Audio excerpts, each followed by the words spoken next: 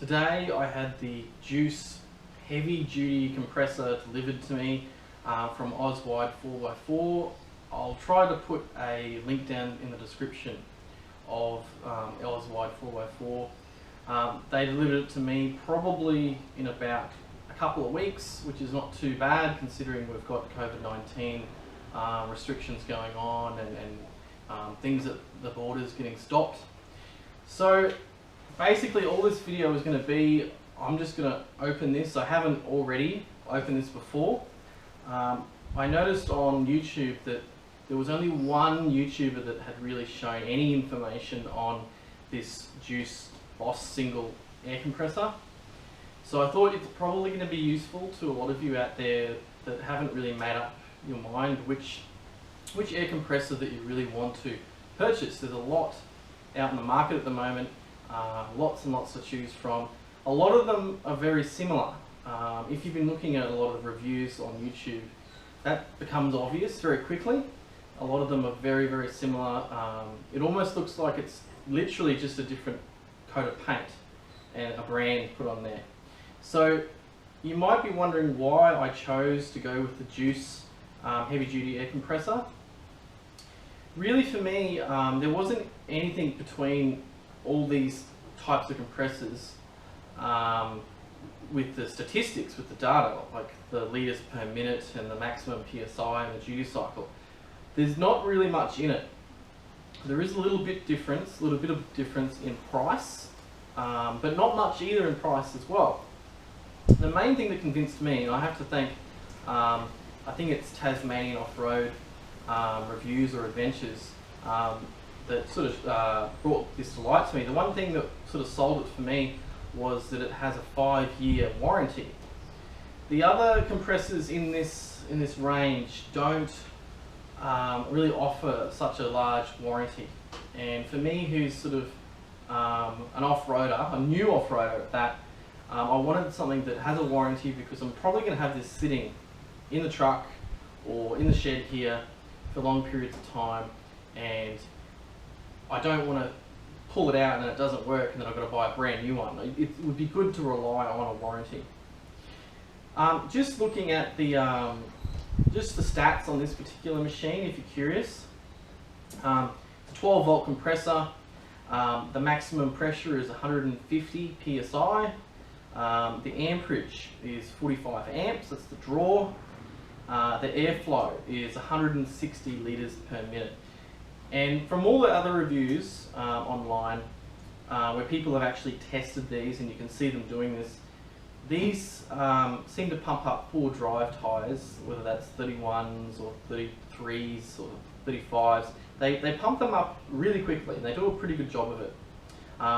But let's dive in, let's open this up, see what you get. Like I said, I haven't opened this at all, so this is like a fresh unboxing. So if you get one of these, you know what to expect.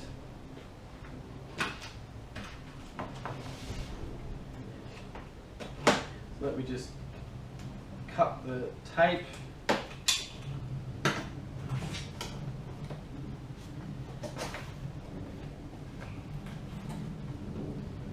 I'll just bring the camera a little bit closer so you can see what I'm seeing. Okay, so hopefully you can see everything I'm seeing. We've got the styrofoam in the top. I'll just pull this out. Sorry about that. Nothing in there. Okay, we can see you've got the bag. Not sure what that is, whether it's meant to be there or not. Looks like a little bit of packaging or maybe some rub. Probably, yeah, it's some rubbing up against the styrofoam. Nothing to worry about there.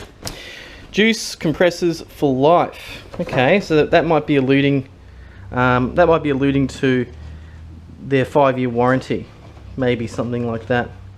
Okay, so let's pull this out. I think they weigh about 5 kilograms. It feels about that. Down the bottom you can see just a little bit of paperwork, instruction manual, just a single sheet, double-sided, I'll probably have a little look at that later on. And nothing else but some more foam. So you can see here we've got the main label. Hopefully that's fairly clear. Read entire owner's manual before using this device. Okay, caution, surface of unit may be hot. Well, that's obvious. Do not exceed the tire pressure that's recommended. Nothing on the bottom. Okay, so nice attractive looking box, very colourful. I think that might be a 79 series. Let me know in the comments if I'm wrong, because I'm actually a Mitsubishi Triton man. I don't have the coin to buy a Land Cruiser. Okay, so back to it. We've got the bag. I haven't opened it. It's got a little bit more of this white. I think it's just from the styrofoam. Nothing really to worry about there. No damage. I might get that off later on. We'll see. Let's unzip it.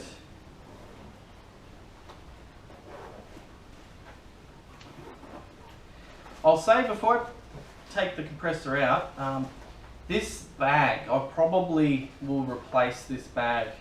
It's fairly low quality bag, something that probably wouldn't survive very long if you were traveling around or even storing it in a shed. The quality of this bag, it seems to be like the same quality as one of those cheap supermarket green bags. This inside material, this will deteriorate probably in 3 months' time. But that doesn't bother me. We're here for the compressor. Okay, first thing looks like the hose. I'll take it out of the bubble wrap. And I think, if I remember correctly, I think this might be an 8-meter hose. Okay, this is what comes standard with this compressor. I didn't ask for any different options or anything, so I'm pretty sure this is the 8-meter hose. You can see you've got, I think, the female end that plugs into your compressor here. The hose, it feels reasonable. It's the rubber hose, which is probably a bit more popular compared to the plastic hoses, which tend to deteriorate a lot faster. So this is good.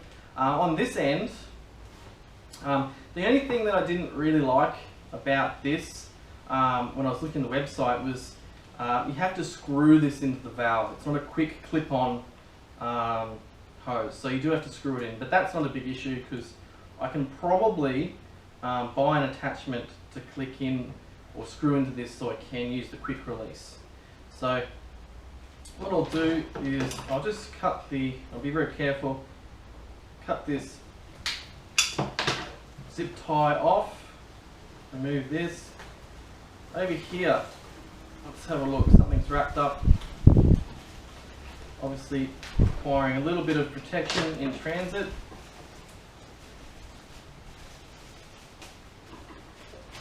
Okay, so here we have the valve, here we have the pressure gauge, and a couple of reasons I actually do like this. First of all, it's got a nice rubber coating that would protect it against shocks, bumps, bangs in the back of your truck, so that's good. You've also got a white background, okay? These I think are good. They're not fancy. White background seems to be something to go with these pressure gauges. It's easy to see. Looking at the bar, those letters are in blue, but in Australia we don't really use bar all too much. We still go with sort of the imperial pounds per inch, okay? And the lettering for that's in red, and that's the larger letter numbering, I should say, on the outside. This gauge, I'll bring it over so that might be a little better. It seems to be a fairly generic looking gauge. There's no branding in this at all from Juice or Oswald 4x4. You'll see it does go all the way up to 150 psi as advertised. One thing I probably don't like about this is that most of us, our pressures are somewhere between 15 psi and maybe 40 psi. So we're only really going to be using this very narrow part of the gauge. So be that as it is, I would probably prefer a gauge where most of the gauge is only going up to about 50 psi, so you can have a little bit more accuracy when you're looking at this, because your pressures are going to be, if you're going down to sand, around 18 or so, and it's going to be just stuck in there somewhere, but not a big problem. I'll cut this other zip tie off.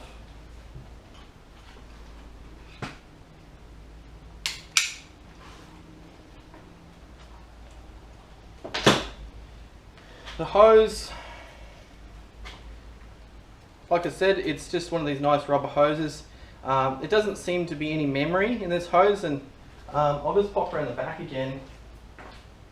A lot of hoses that you buy, they have a memory and they want to sort of coil up on their own, which can be really annoying. This feels like it has no memory, and it can just completely just unwind, and there's no reflex at all. So I don't know if there's anything else you'd really want me to cover on this at all. On the back here of this gauge, there's no button, there's no release button if you want to sort of let a little bit of air out. There's nothing there, it's just sort of standard fittings.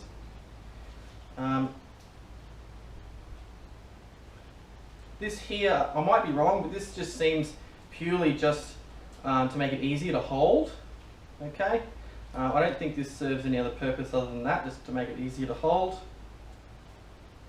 And with the female end, there's a little bit of a rubber sort of ring around this. I imagine that probably won't last too long.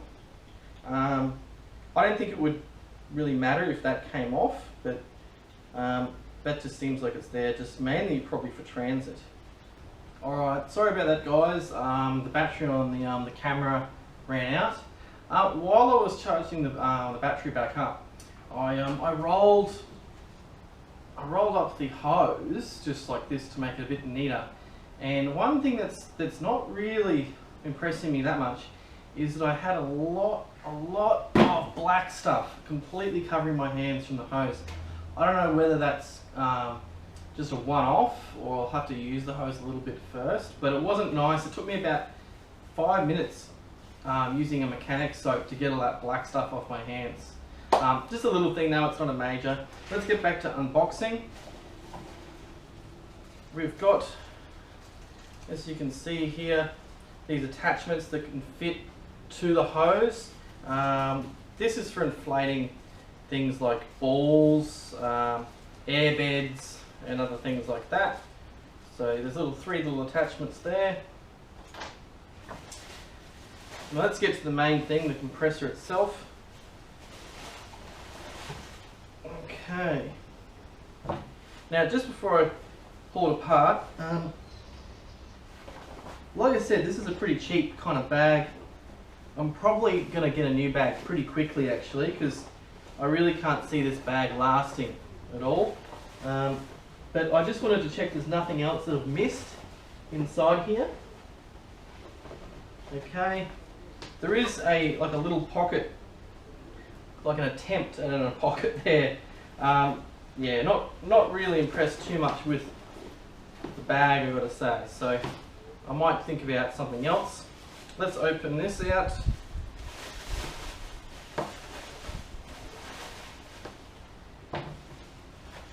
Okay, so this is the compressor. It's actually got some heft to it. They are fairly sizable. As you would expect, just like all the other single piston four-wheel drive compressors out there, they all look pretty much exactly the same. This one you can see it's got these little vents on the side.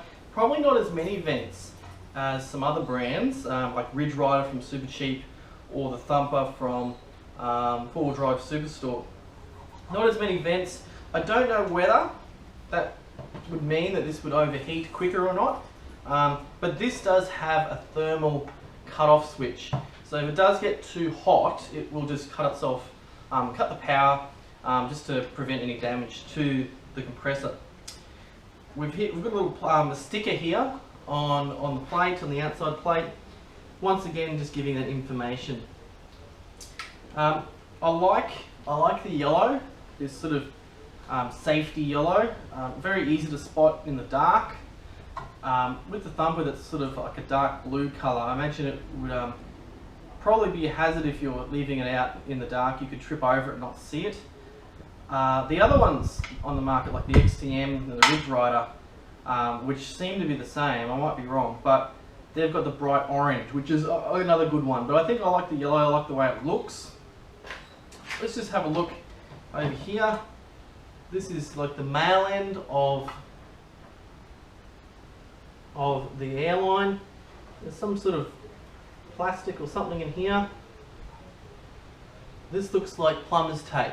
Looks like plumber's tape.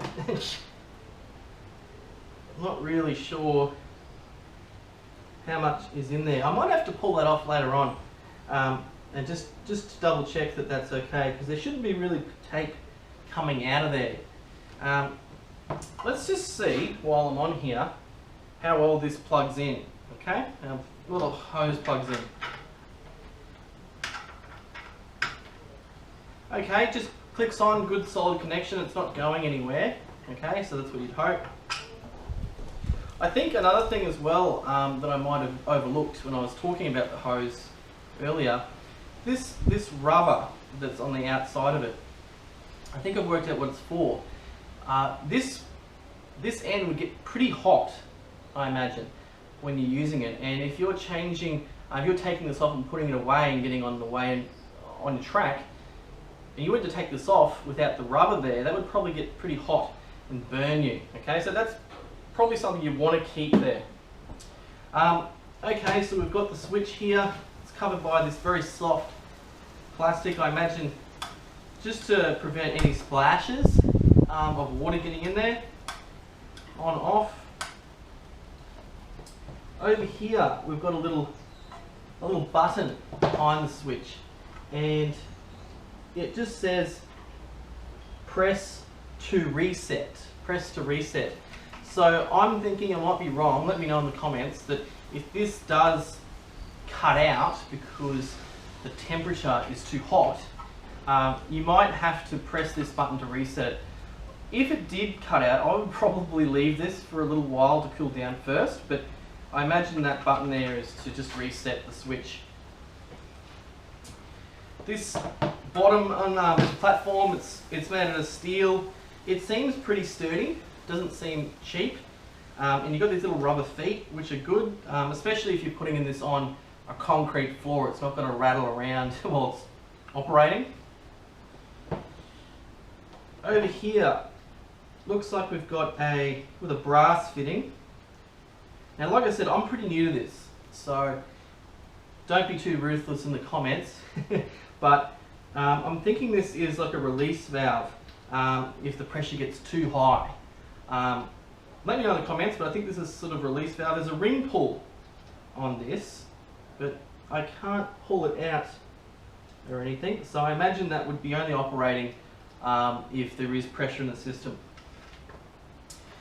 Let's have a look. We've got the little chrome top here. I might as well, I've got it out, so I'll take this zip tie off. Now, this is something that does interest me, is the power cord. Feels fairly reasonable in quality. I like that it's not a cord that has a memory and can get annoying when you're trying to hook it up. I'm pretty sure this is a 2-meter cord, which should be sufficient for most people. If you're hooking up these to your battery, you should only really need 2 meters to get this compressor down onto the ground. I imagine if you've got a lot of lift and big tyres, you might need a longer one, who knows. But a lot of people will probably cut this off and put their own Anderson plug or hardwire it in. These clips, not entirely that impressive. They do open reasonably wide. That's probably only just wide enough to get over a battery terminal, and that's all you really need. But you can get some better ones that are larger, because a lot of us have other attachments, no battery terminals, but they look like they're made out of copper, which would conduct electricity very well, but also heat. If this gets hot, at least you've got this rubber coating to protect you from burning yourself. Okay, so we've got the 2 meter cord clips. I can't really say anything negative too much about that. The handle. I've seen some of these handles on these single piston compressors, and they're rubber. I don't really like the idea of that. This has got a lot of holes to ventilate any heat away, I suppose. Help disperse the heat. The air can move the heat away. This is metal. I like this. I think that's good. I think if you had a rubber handle, it would probably deteriorate over time. And like the issue I had with the air hose, touching it, put all the black stuff all over my hands, wasn't convenient. And I imagine if you had rubber on here, it would probably do the same thing, but that's good. It all seems to be fairly solidly built. Telling these compressors apart from each other, like I said, it's really just a coat of paint and different styles in the air vents.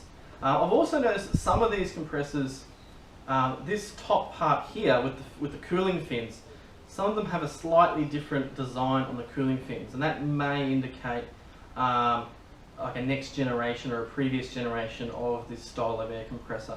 Let me know what do you think of these cooling fins match up to? Is it maybe the Thumper Mark II, Thumper Mark III? Because we could probably guess they're getting all manufactured in the same building over in China somewhere. Okay, so that's pretty much it for this. Down the track, I will aim to do a review of this after I've used it a few times, and I'll be better informed then, I think, to just give some information on how I think it runs, how noisy it is. I'm not going to hook it up in this video. This was just an unboxing video for those of you who are interested in this. Let me know in the comments what you think of this unboxing. This is actually my first ever YouTube video, so as you can tell, I'm a little bit of an amateur behind the camera, or in front of the camera, there you go. And yeah, if you've got any tips for me, let me know. If I missed anything. Actually, one thing before I go. While the battery was charging, I had a look at this little booklet, and it does say in here that it has an attachment for a deflation and a quick attachment for the inflation. I looked thoroughly through here, and as you would know, there's nothing else in here except for this and this. So I assume this would just be a generic instructions and safety guide that comes out, because I did look and there's nothing here about a quick connect stud or anything like that. It wasn't advertised through Oswide 4-wheel drive to have that quick connection stud, but it does say on here on the instructions that it is there. So that's something I'll probably pick up later on. It also says there's an inline deflator hose for both airing up and airing down. I don't think that's there. If you think I'm not understanding this or I've missed something, let me know as well. I'd be keen to know. Other than that, if you liked this unboxing video, give me a like. If you want to subscribe, I haven't really got many videos out there, but I appreciate any subscriptions as well, and have a good day. Just an extra thing, I didn't mention this before. To buy this unit, it cost $149. There was no charge for postage. I don't really know where this was posted from. I'm guessing by the packaging it was posted somewhere in Brisbane in Queensland, but $149 all up. And I think that's pretty good, because The similar one at Super Cheap Auto, I think it's called the Ridge Rider Ultimate. That's goes between $189, and when it comes down, it could be, I think, around $135. But that's how much it costs. I'm pretty happy with the price.